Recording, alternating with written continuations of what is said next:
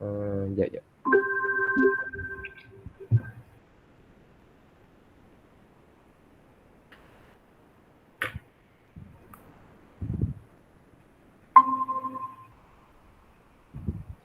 Okey. Assalamualaikum dan salam sejahtera kepada semua dan juga kepada cikgu. Okey, terima kasih cikgu kerana sudi untuk meluangkan masa untuk sesi interview kami bagi subjek pentadbiran program sekolah. Okey, kami daripada pelajar daripada Universiti Putra Malaysia. Kos pendidikan jasmani lah. Jadi hari ini nak buat sedikit interview lah untuk cikgu untuk jawab beberapa soalan daripada kami. Okey. Okey, sebelum tu boleh kami tahu demografi cikgu. Cikgu punya nama, umur, cikgu punya tahun perkhidmatan, dah berapa lama berkhidmat. Okey, graduan daripada universiti mana. Okey, tempat perkhidmatan, jawatan yang disandang selain daripada guru PJ dan juga jumlah waktu mengajar dalam seminggu ni. Alright. Bismillahirrahmanirrahim. Assalamualaikum dan selamat pagi, selamat tengah hari. Okey, nama Syaiful Azhar bin Abdul Aziz. Berumur 37 tahun. Alright. Tahun perkhidmatan servis selama 14 tahun. Okey, graduan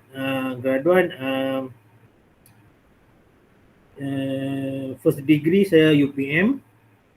Okey, UPM 2004-2008. Master saya UUM 2016-2018. Alright. Tempat perkhidmatan sekarang di MRCM Sultan Azlan Shah, Kuala Kangsar, Perak. Jawatan disandang saya guru PJK, ketua Jabatan Sains Sosial dan pemangku Timbalan Pengetua Pembangunan Bakat. Kalau di kementerian ni macam PK Koko lah. PK Koko. Oh, PK Kalau Koko. kementerian. Ya. Jumlah waktu mengajar saya 27 waktu seminggu. 27. Ya, 27. Okey, baik. Terima kasih cikgu atas perkongsian demografi cikgu. Okey. Okey, boleh kita teruskan dengan soalan yang pertama? Soalan jangan susah sangat, takut saya. Serius semua ni. Soalan yang biasa je. Okey, saya mulakan dulu Okey, untuk yang pertama, apakah matlamat cikgu sebagai seorang guru pendidikan jasmani? Okay, berbalik, kalau tanya matlamat ni macam soalan-soalan baru nak interview masuk kerja lah pula. Okey. Nanti saya jawab lah, saya masih selamat lah pengingatan saya adalah sikit kuat lagi, masih ingat lagi yang saya jawab. Matlamat saya sebagai seorang guru pendidikan jasmani ni, saya selain daripada kita mengajar subjek kita pendidikan jasmani dan kesihatan, saya juga berazam untuk mendisiplinkan pelajar melalui pendidikan jasmani. Mendisiplinkan pelajar melalui pendidikan jasmani. Dia bukan saja mampu melakukan pergerakan-pergerakan di waktu kelas, tapi dia juga mendapat skill-skill yang di luar bilik darjah. Antaranya menepati masa, kekemasan diri, sasiah diri dan sebagainya. Itu matlamat saya. Okey, terima kasih cikgu untuk soalan yang pertama. Saya nampak matlamat cikgu memang sangat memang betul-betul lah. Okay. Maknanya kami semua pun perlu, kami sebelum jadi guru pun perlu tetapkan matlamat kan. Matlamat untuk menjadi seorang guru PJ ni. Bagi pastikan.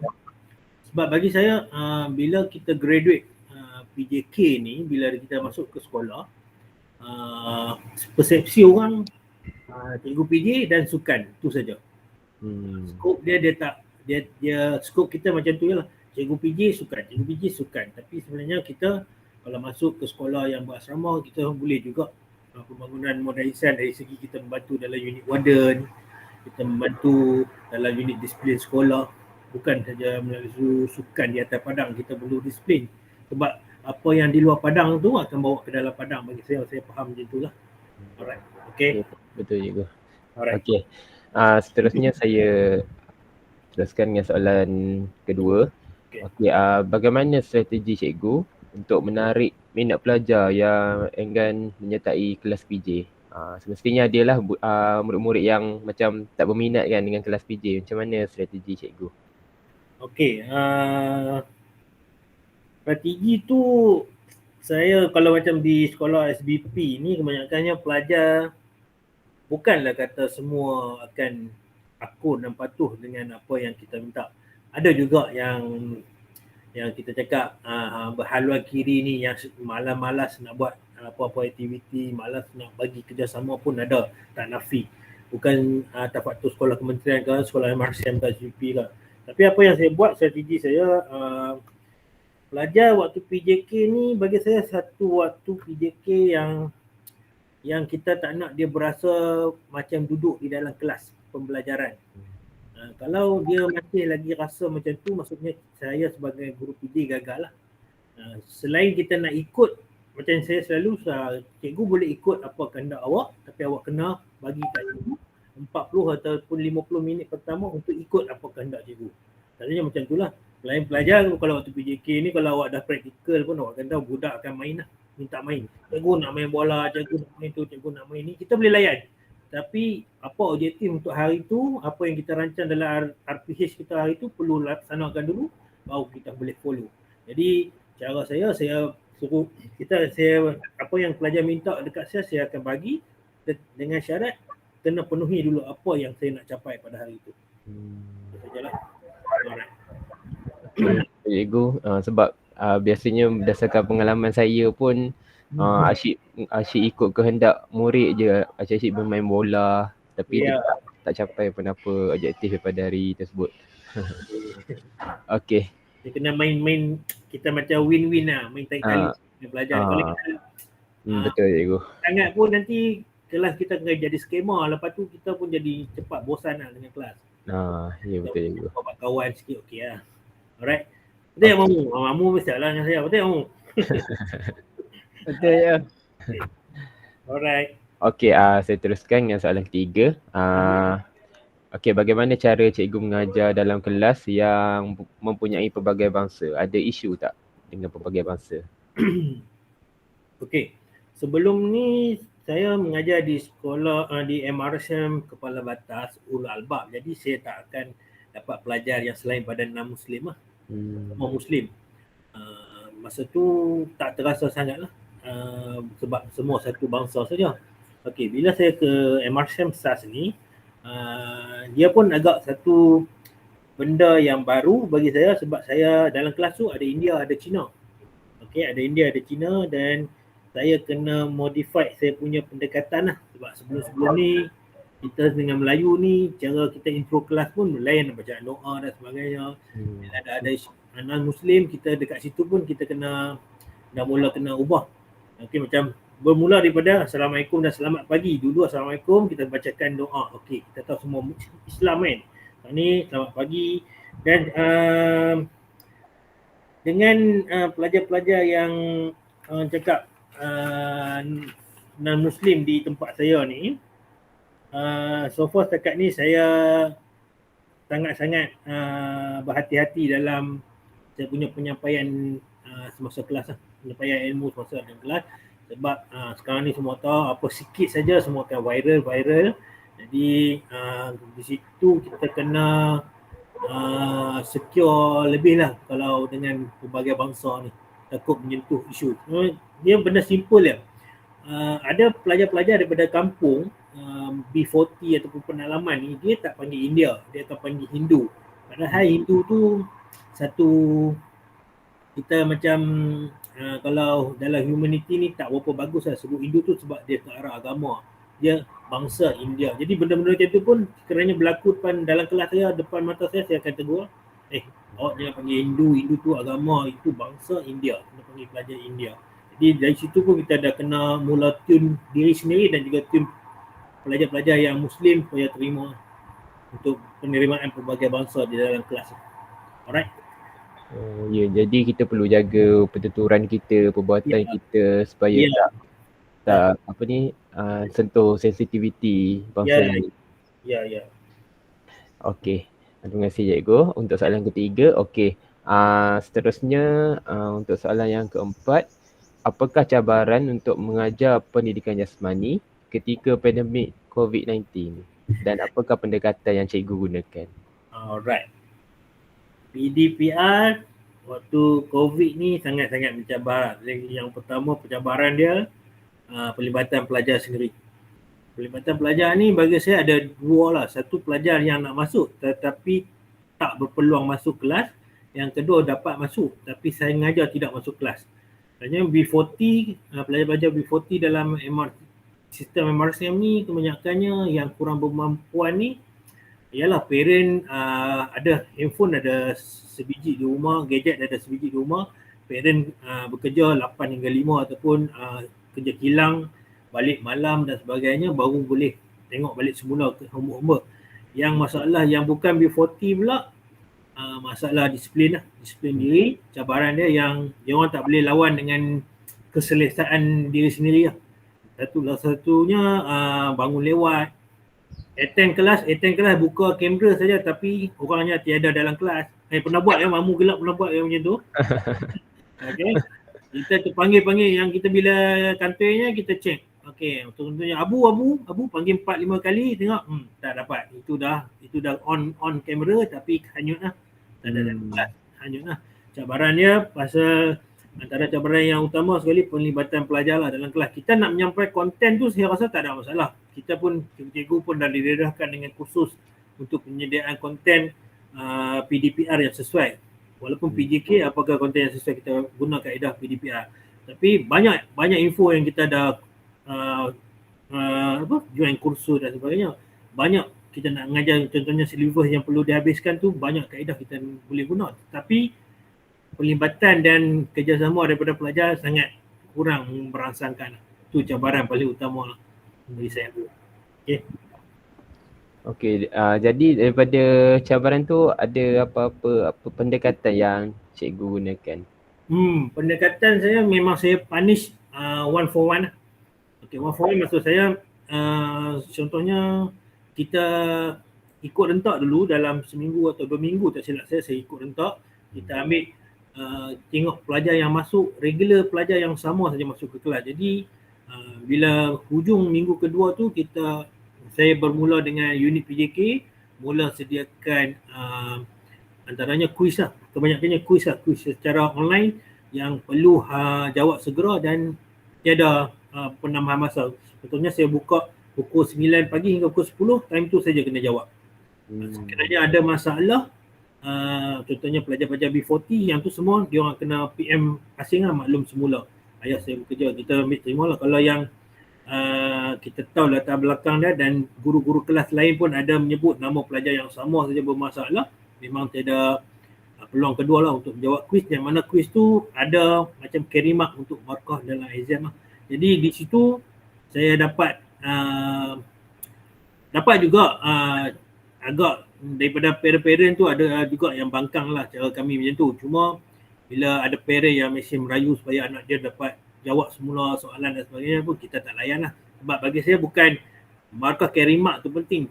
Bagi saya nak ajak anak dia tu lebih berdisiplin dan juga menghormati. Menghormati tu banyak benda. Menghormati saya sebagai seorang guru, menghormati usaha saya untuk mendidik dia dengan ilmu-ilmu info yang kita akan share, dan menghormati subjek saya sendiri lah. Sebab saya tengok ada yang sejenis kalau PJK, seni, moral, dia macam main-main sikit. Tapi kalau matematik, sains, lagi yang form 4, fizik, kimia, MX, dia macam bersungguh sangat. Jadi kita agak macam tak patut dan tak adil lah kat situ. Sebab subjek semua perlu diberi layanan yang sama rata lah bagi saya.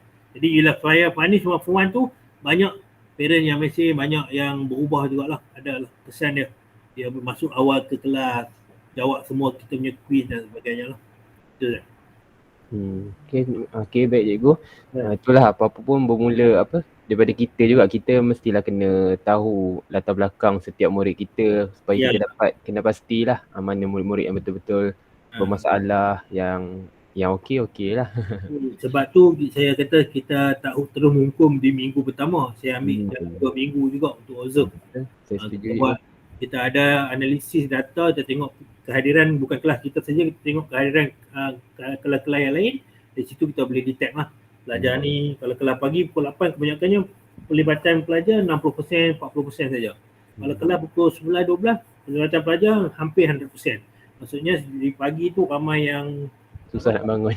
Susah nak bangun dan sebagainya. Dan sikit sangat yang masalah gadget. Sikit sangat yang masalah online. Tapi ada juga. Alasan pelajar ni 1001 alasan. Handphone hilang, line kawasan tak clear, adik sembunyi phone dan macam-macam lah. Jadi kita boleh dengar tapi tak boleh percaya lah.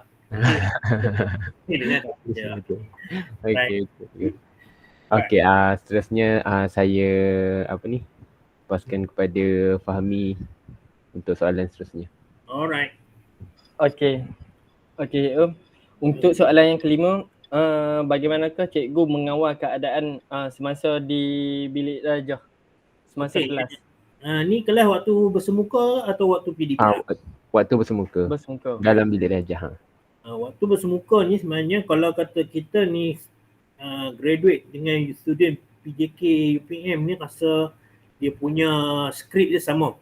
Okey, apa yang awak praktikal tu sama macam saya dapat dulu. Kita bermula dengan duduk tertib dalam kelas masing-masing.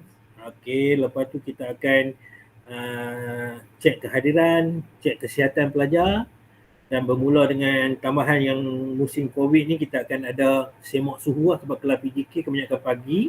Jadi kita akan ambil suhu pelajar dan sekiranya bergejala kita akan cepat-cepat hantar ke klinik lah. Okey, yang tu bagaimana cara kita mengawal permulaan kelas. Okey, ketika semasa itu bila semasa kelas kebanyakannya bila dapat student, saya tak ada pengalaman sangat student sekolah kementerian. Student di MRCM ni dia willing nak jawab kita punya soalan-soalan dalam kelas tu, dia macam berlumba-lumba sikit. Jadi kalau apa-apa satu isu, kita buka satu isu, memang kita buat task putra dengan puteri pun, dia orang akan macam ada sesi berdebat. Bila sesi berdebat tu, dia mula akan jadi kelas agak bising lah. Okey, kelas agak bising, cara dia kita kena, di situ pun ada yang saya cakap mula-mula tadi, disiplinkan pelajar dengan cara nak bercakap perlu angkat tangan. Dah angkat tangan belum tentu boleh bercakap. Dah lepas angkat tangan perlu dengan kebenaran cikgu untuk awak bercakap. Contohnya mamu angkat tangan, Suhail pun angkat tangan. Kalau saya tak benarkan Suhail cakap, Suhail tak boleh bercakap lah. Mamu bercakap lah. Jadi kat situ pun kita ajar disiplin mesti diterapkan, perlu angkat tangan, perlu dapat kebenaran. Itu saya cara untuk kita bagi saya, untuk saya gunakan sepanjang saya berkhidmat beberapa tahun mengawal kelas macam itulah. Okey, mengawal kelas bersemuka lah macam tu. Kalau kelas PDPR macam lain lah. Okey, kelas PDPR masalah pelajar tak mau bercakap. Bukan tak mau bercakap, kamera pun tak mau buka. Jadi kelas saya, kalau saya nak kontrol kelas PDPR pula, kehadiran hanya diambil sekiranya awak buka kamera. Baru dikira hadir ke kelas. Itu cara saya mengawal kelas waktu PDPR lah. Alright. Okey Mu? Okey cikgu. Okey, seterusnya untuk soalan nombor 6. Apakah rancangan cikgu dalam usaha penambahbaikan cara pelaksanaan PJK di sekolah pada masa hadapan? Okey. Yang ni bagi saya isu penetapan waktu PJK. Okey.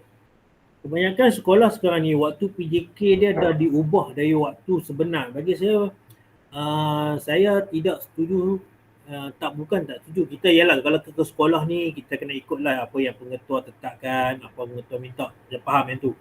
Tapi sekiranya kelas PJK, awak tengok, saya pernah mengajar kelas PJK pada waktu puncak tengah hari.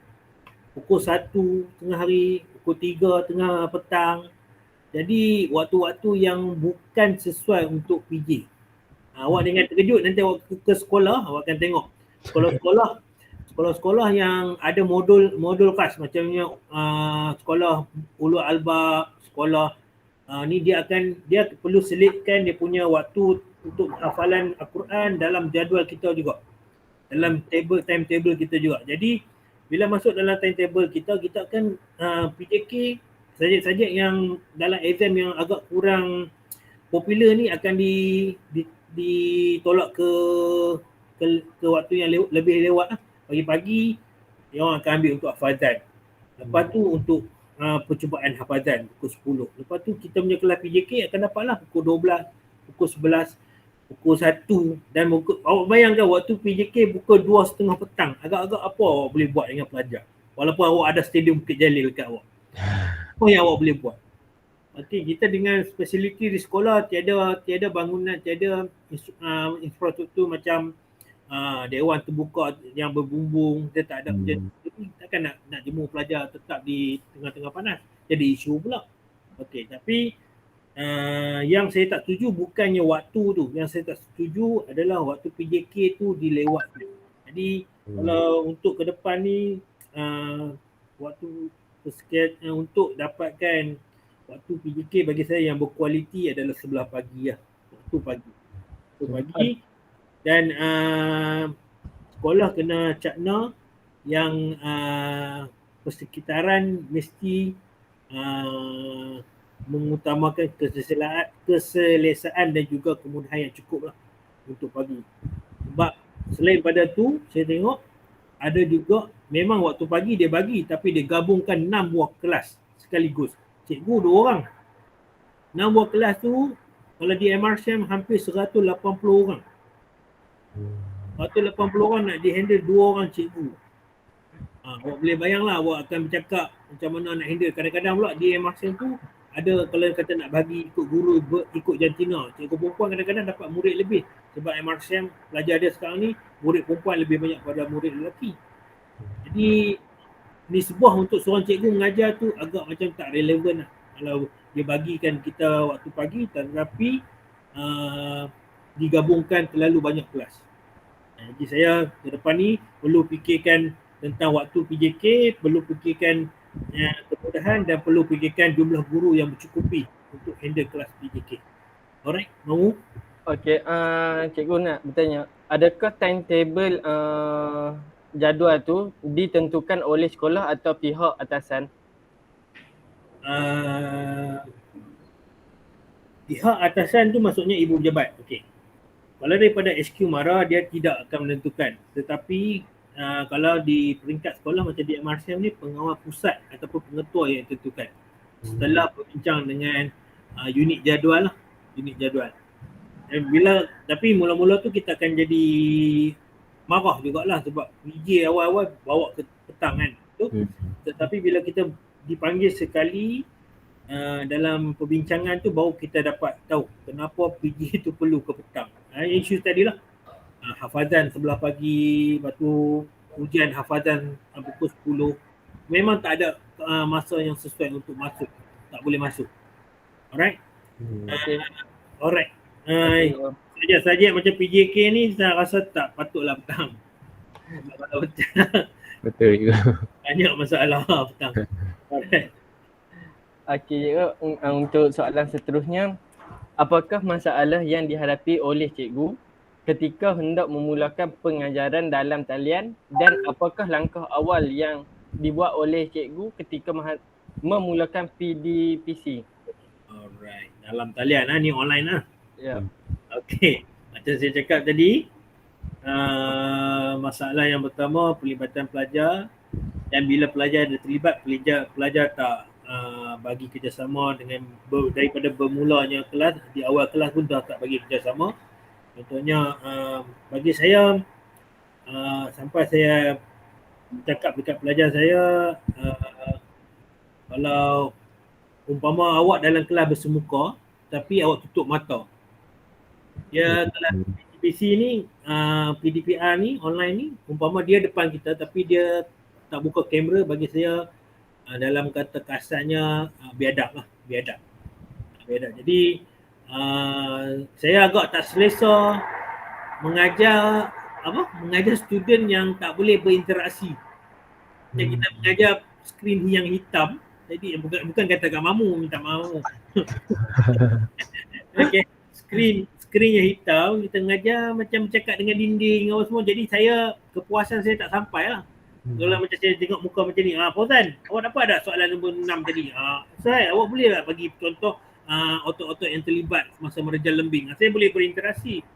Kalau kata blank, jadi kita ni macam shock sendiri. Budak ni faham tak faham? Budak ni kata on camera tak on sound ke apa pun, kita tak tahu apa yang dia buat. Jadi yang tu masalah yang paling menghadapi pelibatan pelajar dengan keadaban pelajar semasa dalam kelas. Adab dia. Itulah masalah yang utama saya hadapi. Alright. Okey, terima kasih.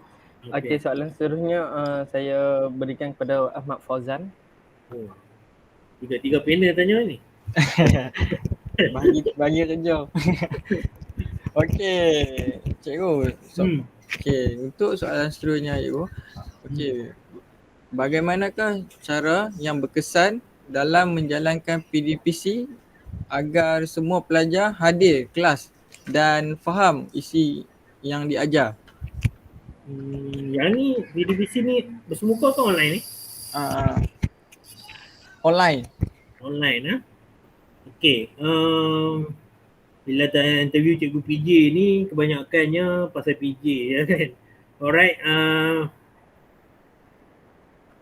Untuk PDPC PJK yang saya nak pastikan kesan tak kesan ni, kita macam tak ada evidence yang kukuh lah untuk kita kata okey, aku punya pengajaran kelas aku hari ni berjaya 100%. Jadi evidence yang kita kata yang kukuh yang boleh orang lain terima punya sebagai satu pencapaian. Jadi untuk PJK pula, bagi saya untuk saya rasa pelajaran saya tu berkesan dan capai objektif saya pada hari itu, dengan satunya di hujungnya saya dengan kuis-kuis yang saya sediakan dan juga tas-tas yang saya sediakan. Contohnya untuk kata 5 kita ada kemahiran rugby. Jadi untuk membuktikan awak faham apa pengajaran saya pada kelas pada hari ini, awak punya tugasan sebelum next kelas awak kena hantar kat saya video pendek kemahiran yang awak belajar hari ini. Saya ajar dia kemahiran hantaran. Jadi sebelum hari Khamis minggu ni saya ajar dia kemahiran hantaran. Khamis minggu depan dia sebelum kelas dia kena hantar kat saya video kemahiran hantaran tu. Jadi dekat situ ada yang saya buat secara individu dan ada saya buat secara berkumpulan untuk kita menilai. Berkumpulan untuk kita menilai pelajar kita ni dapat atau tak dapat apa objektif pengajaran kita pada minggu yang lepas. Itu yang saya rasa yang saya buat untuk kelas saya lah, untuk menjadikan satu evidence di mana boleh mengukur saya punya pengajaran berkesan ataupun tidak berkesan.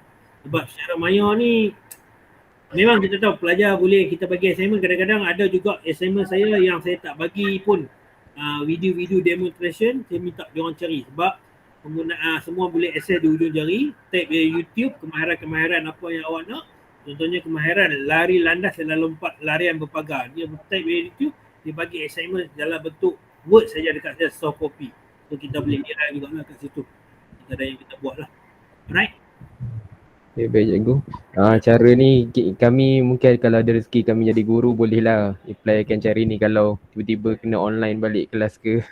Yang ni saya juga terima tau. Sesi ni janganlah jadi macam one way lah. Jadilah two way. Kalau awak ada info, awak kan fresh student. Kalau ada nak share dengan saya pun, saya alu-alukan lah, boleh saya tiru juga. Ilmu awak, saya ilmu 2004 dan dekat 10 tahun dah ni. Awak baru lagi ilmu ni. Alright. Okey. Okay, teruskan dengan apakah kemahiran interpersonal cikgu sebagai seorang guru PJK? Kemahiran interpersonal boleh huraikan sikit tak interpersonal ni nak ke mana ni? Dia macam kemahiran cikgu macam sifat cikgu, contoh cikgu seorang yang rapat dengan murid ke apa ke, kemahiran insaniah lebih kurang gitu. Alright. Saya akan bagi tahu ni apa yang pelajar kata lah, bukan saya kata. Okay. So far setakat ni saya rasa kelebihan untuk mengenal pasti karakter pelajar dengan cepat tu adalah senjata utama saya lah. Contohnya dalam kelas tu, bila first class kita sesi perkenalan tu, kita dah pernah sekali dua dengan kelas dia tu, kita dah tahu pelajar ni jenis yang boleh ditegur tetapi tak boleh bagi dia jadi seorang leader. Pelajar ni kita tengok memang dia ketua kelas tapi dia lebih pada mengarah daripada bertindak. Jadi kemahiran tu saya rasa saya ada sebab saya kuasai cepat, saya senang saya nak kontrol kelas lah. Jadi saya boleh pegang. Contohnya tingkatan 5 ni dah swing mood ke arah nak SPM, lepas tu dia orang pun dah jadi terlalu senior, kita tak boleh nak guna pendekatan yang ekstrim ataupun orang kata api dengan api. Jadi kalau nampak dia macam hari tu dia pelajar, kita tak nafi dia manusia biasa, dia akan ada hari yang orang cakap, cara Kedah cakap ni, hari dia datang bulan. Hari dia datang bulan, tak kira lelaki perempuan, dia akan ada hari datang bulan. Tiba-tiba datang ke kelas masam. Yang tu seboleh-bolehnya kita biarkan dia dulu dengan karakter masam dia tu, tetapi sebelum lepaskan dia ke untuk melakukan pergerakan sebenarnya, kita dekat dengan dia, kita tarik dia, kita tanya, Ahmad, apa masalah hari ni? Ada masalah apa awak ni? Masam macam ni hari ni, tak macam biasa apa kelas-kelas cikgu, tak ceria, kita kena macam tu. Kena main macam tu. Jadi kemahiran yang interpersonal saya ada, antaranya yang satu, cepat dapat karakter pelajar, faham kelebihan dan kekuatan, kelemahan dan kekuatan pelajar. Untuk saya guna, bukan saya ambil kesempatan, untuk saya guna untuk memudahkan saya untuk mengawal kelas untuk kelas-kelas yang seterusnya lah. Itu antaranya lah. Alright.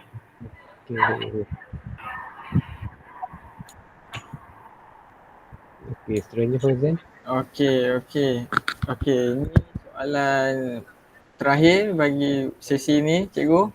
Okey. Saya dah gelak ni sebab ada isu saman di sini, saya dah mula. Buat panas lagi tau.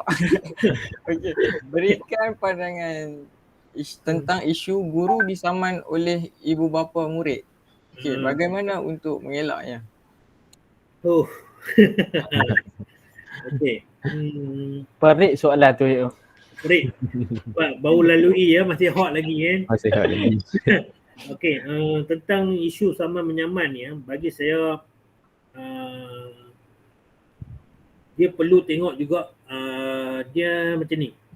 Tak boleh mengambil terus mempercayai sebelah pihak lah. Macam contohnya bila ada satu isu, ibu bapa ni kena ambil cakna kedua-dua pihak.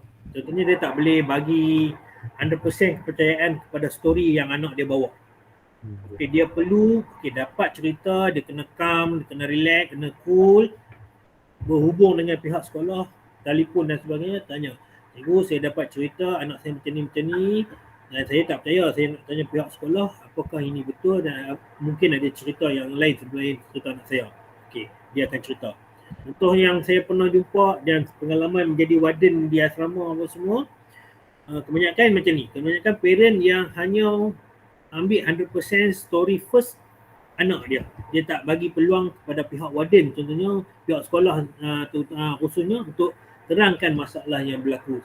Sebab tu pengalaman saya sendiri pun, bukan yang terbaru ni cerita lain tau. Ni pengalaman di MRC lama saya pun pernah ke balai polis untuk mengambil keterangan dan juga dituduh dalam satu soal siasat mengendali masalah kesalahan merokok oleh pelajar yang dibuat. Jadi parent dia hampir nak menyaman lah, tapi bila di counter balik oleh pihak polis dan juga kita betang balik apa anak-anak dia buat, jadi dia baru rasa. Sebab anak-anak, untuk awak, untuk pengetahuan awak dan juga rujukan panduan awak nanti, pelajar-pelajar di sekolah, kalau di rumah dia akan cerita semua yang indah saja pada ibu bapa. Okey. Share. Jadi kalau awak ni yang budak-budak ni nanti dah mula bekerja, dah akan confirm budak tak kahwin lagi, orang akan offer jadi warden. Okey. Ini yang awak kena buat.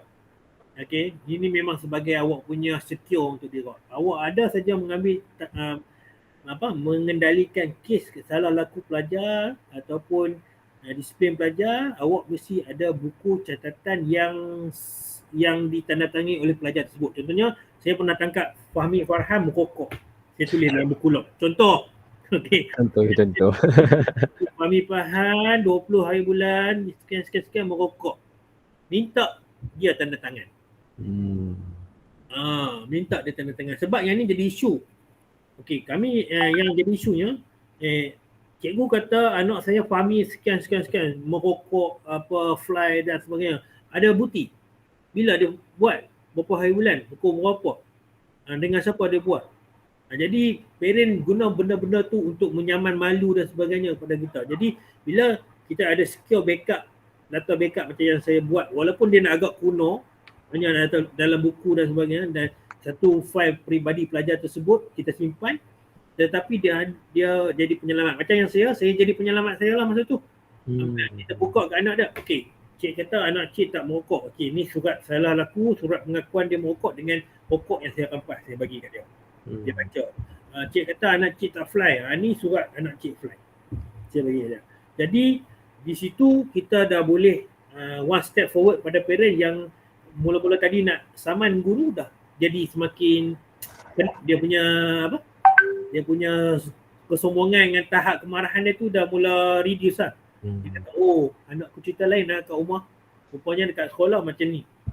Tu. Jadi bagi saya tentang isu nak saman ni, first, benda yang paling penting, parent ataupun ibu bapa ni kena dengar kedua-dua belah pihak story yang sebenarnya. Macam ni, saya tak mahu kupas lebih lah isu yang bergaduh yang baru ni, tetapi bila kita ada mahkamah, MRCM pun ada mahkamah kami, bila kita siasat apa semua, ada serta-serta tempat yang kedua-dua pihak ada masalah. Mangsa pun ada masalah, pemangsa pun ada masalah. Jadi ibu bapa percaya anak dia, tapi bila kita buat siasat, kedua-dua tu bermasalah yang mengundang terjadinya berlaku kes kegaduhannya tu. Jadi polis tengah ambil statement, saya lepas yang tu contohlah, jangan viralkan pula, nanti saya buat. Okay, jadi utamanya perlu dengan kedua-dua pihak, barulah isu ni takkan berlaku, isu sama menyaman. Jangan dengar sebelah pihak. Alright. Jadi guru perlu bincang, ibu bapa perlu bincang dulu dengan guru, tanya dulu. Bincang dulu. Tak, kita pun dekat, kita seorang pendidik ni, dia bukan lebih kepada nak menghukum. Tak punya, awak jadi pendidik, kalau awak ada dalam diri awak untuk menghukum ni, awak kena buang jauh-jauh. Sebab pendidik ni, budak nakal awak akan jumpa. Tapi bila kalau awak rasa awak pendidik, awak akan didik dia. Macam saya punya style pun, dia ditangkap kali pertama kesalahan merokok, saya tak terus punish dia. Bagi dia peluang untuk berubah. Jadi benda-benda macam tu, anak cik pernah ditangkap dengan saya sekian tarikh, saya bagi dia peluang untuk berubah. Ni kali ketiga dia tangkap. Dia janji dengan saya nak berubah, tapi ni kali ketiga dia, baru kita ada point kita, dan parent bukan, anak aku dah pernah kena tangkap, dan sekolah tak ambil tindakan pun, bagi lagi peluang kat anak aku untuk berubah. Tapi anak aku sendiri yang tak mau berubah. Jadi kat situ pun kita punya strong point kat kita. Alright? Itu contoh lah. Okay. Okay, baik cikgu. Saya rasa soalan-soalan tu semua dah dijawab dan sampai sini saja. Mungkin ada soalan tambahan daripada orang lain nak tahu apa-apa. Cikgu, saya nak tanya, tak silap saya MRCM Sultan Azlan Shah ni baru lagi baru berapa tahun? Mula beroperasi 2015. 2015. MRCM baru. 2015. Dia siap dah lama tapi mula dibuka. Siap saya rasa 2011 tu dah siap dah. Tapi ada masalah 2015 lah berbuka. Alright. So ada yang berminat nak masuk MRCM? Ni adik saya hantar dia MRCM Pekala Hulu itu jawab UKKM. Jawab test yang tu kan. Ujian komputer tu. Lepas tu ada lalulah dekat MRCM Sultan Azlan tu, tengok cantik MRCM dia. Awak orang mana Ustaz? Saya Manjung, Perak. Oh, Manjung. Awak Fauzan? Fauzan Saya dia- orang Batuan, Penang. Penang. Dulu sekolah mana Fauzan? Oh, saya MI. Oh, Dalam MI. bulan, itu pergi Bukit Jalil. Bola ke apa? Tadi. Okey. Okey. Mamu tak apalah kenal dah. Baru nak jawab kau. Saya dulu suka apa? Sama saya bola tampar. Bola tampar. Bola tampar dengan bola sepak. Okey. Okey, Saya bermula dengan MRCM Pekanlah Hulu dulu. First posting saya. Oh. Saya Pekanlah Hulu 2009 2011. Lepas tu saya 9 tahun di 11 tahun di Kepala Batas. Oh, first posting cikgu dah MRSM terus Saya first posting sekolah kementerian. Sekolah Abdullah Munshi, Penang dekat Rawak. Fauzan tahu? Dekat Rawak Penang, sekolah Abdullah Munshi. Okey, saya sempat tak lama situ, saya posting 2018. Saya sempat sebulan di sekolah tu. Sebulan tu pun posting dalam waktu cuti sekolah. Posting minggu depan tu cuti sekolah. Saya tak sempat mengajar pun. Lepas tu buka sekolah, saya masuk MRSM. Jadi tak sempat mengajar sekolah tu. Okey, lepas tu saya dapat offer pergi ke MRSM Kuantan sebenarnya. Saya first offer tapi saya suka dengan kawan saya. Masa offer letter dikeluarkan tu, saya minta ke Pekanlah Hulu dekat sikit dengan rumah saya, Kulim. Okey, lepas tu yang ni MRSM saya ketiga lah. Di SAS ni saya pun baru ke sini dalam setahun lebih baru. Bulan 9 tahun lepas saya pindah ke sini. Alright. Kebiasaan orang yang bertukar-tukar sekolah ni dan dapat offer ni orang yang kata prestasi yang kuat. Dan Bukan. Orang yang menyambut tengok muka kita dia tu pindahkan kita lah.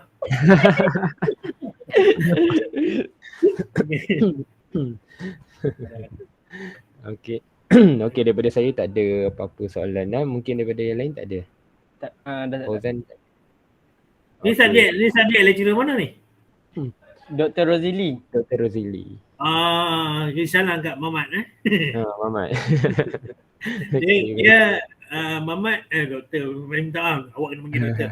Dr. Rozili, dia junior saya, dia sama batch dengan wife saya. Dia